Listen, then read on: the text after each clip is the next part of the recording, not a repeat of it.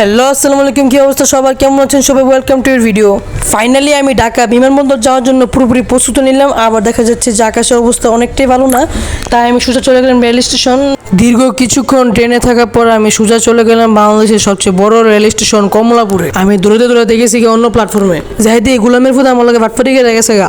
আমার সার্ভিস দিলে মামা আমার লেগে আগে ট্রেন ফাটিছে, যে ট্রেনের মাধ্যমে আমি এক দূরে গেছি গা ঢাকা বিমানবন্দর রেল স্টেশন।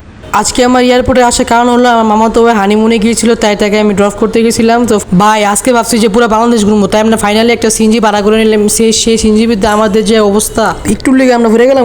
ট্রেনে দরজায় দাঁড়িয়ে থেকে প্রিয়নটি কী ফিল করে এটা আমি ফিল করছি আজকে সিএনজি দুইটা। এবারে যে একটা কর্নারিং করছে, যদি কোনো ফ্যাট খারাপ থাকতো আজকে কোনো একটা অঘটন করতে চাইতো। এবারে কর্নারিং দিকে আমার শিখে গেছে আজকের ভয় দেখামো না। তারপরে আমাদের গন্তব্য ছিল পূর্বাঞ্চল 300 ফিট, যেখানে হাজারো সেলিব্রিটিদের আগমন ঘটে। নায়কের মতো ফুসফাস লেগেছে 300 ফিটে। এই ভিডিও আমার ভিডিও সামনে দেশে থাক, তাই বিচার আল্লাহ করবো। আজকে অনেক ঘুরাঘুরি হয়েছে, তাই আমরা সোজা বাসায় চলে গেলাম। বাসায় আমরা ফ্রেশ হয়ে ভাবছি যে আজকে ডিনারটা বাইরে করব, তাই আমরা তিনজন বিরিয়ানি খাওয়ার জন্য প্রস্তুত হয়ে এলাম। তাই আমরা সোজা চলে গেলাম হোটেলে। এদিকে শুরু হয় 3 থেকে 4 প্লেট মোরগ পোলাও খাইছি। আমি কিছু কিরে তুই কেমনে খেলে এই তো গাড়া, এটা আমার কাছে কোনো ব্যাপার না।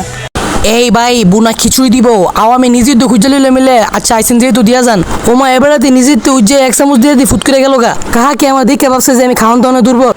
শরীরে সিগনু তারে, কিন্তু খাওয়ান দাওয়ানে দুর্বল না। আর তুমি আমার এদিকে আমরা তিনজন মোরগ পোলাও খায় পয়লার মুরগির মতো জিমেতে চায়। এদিকে মামা তো ভাই জিজ্ঞেস করতে আল্লাহর নাম লয়া আমাকে তিনজনে ফেরত যদি সুইটা কোথাও দেন তো সবটি বিরিয়ানি পাই যাবো, তাই বই একটু হজম করে লিতেছি।